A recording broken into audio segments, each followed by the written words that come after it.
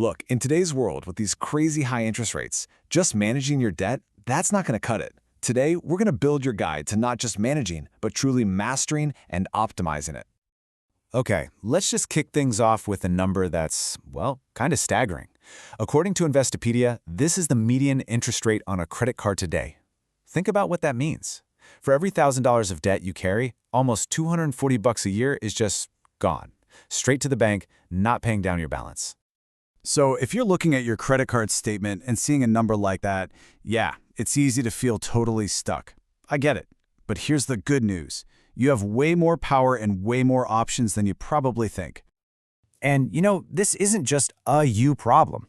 It's something pretty much all of us are facing. So let's really dig into the high cost of credit and, more importantly, what you can actually do about it. Now, that 24% is an average, right? What you personally pay is a direct reflection of your financial health. Lenders see a higher credit score as a lower risk. It's that simple. Experts over at The Motley Fool basically say that a FICO score of 740 or higher, that's your golden ticket. That's what unlocks the best rates and the best products. Okay, it's time to flip the script. Let's stop just reacting to debt and start building a real proactive strategy. Think of it like this. We're going to build a toolkit packed with powerful tools to help you grab the steering wheel. So, what's in this toolkit? 3 key things. First, we're going to find you a better credit card. Yep, you heard me right. Second, we'll dive into smarter loans that can slash your costs. And third, and this one's huge, we'll talk about the mindset, the strategic plan that's going to guide you all the way to the finish line. Okay, tool number 1, the credit card. Now, I know what you might be thinking. Wait, fight debt with more credit? And yeah, it sounds a little weird, but trust me, the right card isn't just a piece of plastic. It's a strategic asset. A high-limit card can totally change the game for you. And listen, this isn't about spending more. Not at all. It's about grabbing those sweet 0% intro offers to move your debt over. And here's the real magic. It lowers your credit utilization ratio. That's just the fancy term for how much of your available credit you're using. A lower ratio can give your credit score a serious boost. So, how do you get one? Pretty simple, actually. First, know your numbers. A solid credit score and a steady income are your launching pad. Next, do a little research. Some cards are just known for being more generous with their limits. And hey, don't forget the easiest route. If you've got a card you already like and you've been a good customer, just call them up and ask for a credit line increase. You'd be surprised how often that works. Okay, that's tool number 1. Now for tool number 2. Let's move beyond that revolving door of credit card debt and talk about the structured power of a personal loan.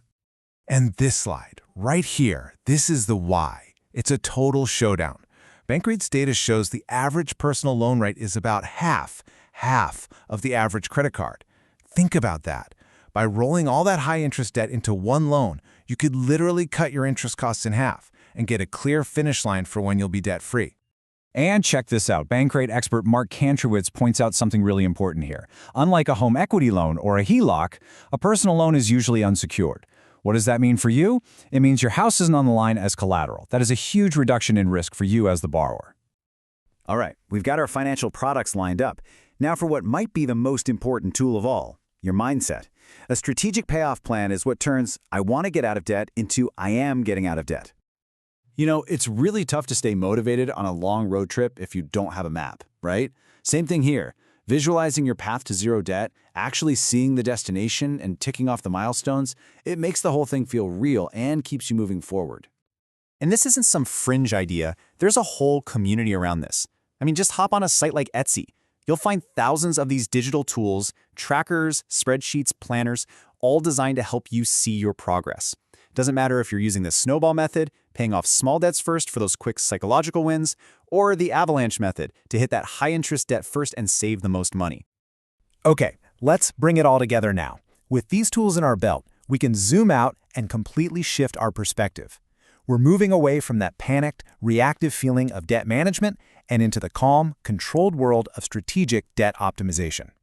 And this quote from 30 Capital really hits the nail on the head.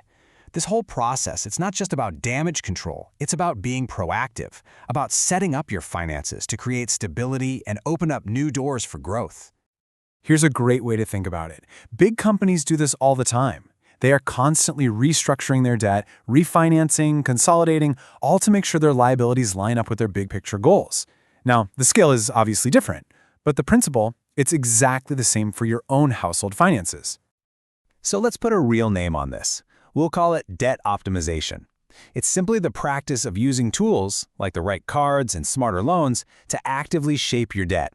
The whole point is to free up your monthly cash flow, slash those interest payments, and make sure your debt is working for your goals, not against them. And that really brings us to the final, most important question. Every bit of debt you have is a financial tool. There's no getting around that. So the only real question is, who's in charge? Are you using these tools to build the life you want, or are they using you? That choice, that's all yours.